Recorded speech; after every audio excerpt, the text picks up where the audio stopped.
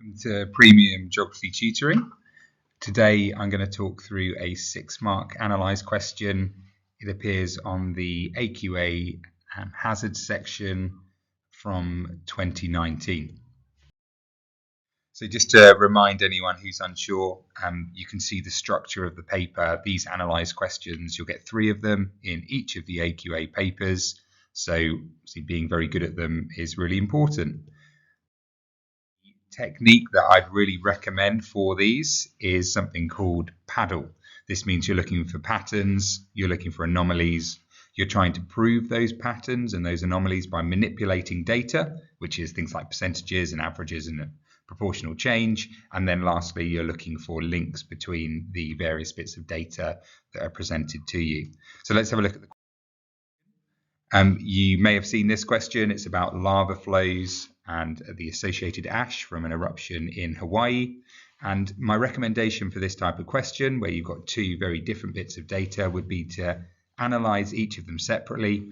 Don't forget, an analysis is different to a description. So in this case, you might look at 9A, which is to do with the lava flows, and you can see that there is a dark red and a lighter red. That's showing flows on different periods of time in May. The dark red being an extension of the flow after the initial flow.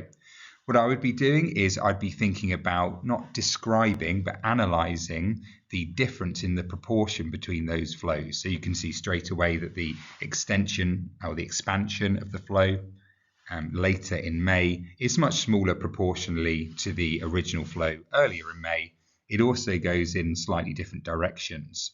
You might also pick out that the lava flows seem to link, don't forget that's one of our words in PADL, really nicely with the areas of steepest descent, which is shown with the blue lines. You can obviously use the scale bar to be able to talk about how big it is and how much area it takes, and you could compare it against previous lava flows, which are the sort of purpley colour on the map. Once you've got that, you can have a look at 9B. 9B, you can look at the ash. As you can see, the ash shown by the yellow and the orange and moving to the blue colours, you can see it's a much wider scale impact, although it doesn't affect the land. The key pattern, don't forget we talk about patterns, anomalies, the pattern you can see is that initially it's very high in the atmosphere, it's got a high altitude and it descends with distance from the volcano. You can see a clear anomaly as you get round near Ocean View Station, where the ash appears to rise back up into the atmosphere. There's lots and lots of things to think about. There's some notes in the box there of the things I've just said. So you might have a go at writing this. You can definitely have a read of what I think is a really good answer, which is here. It should cover the various aspects of looking at patterns, anomalies.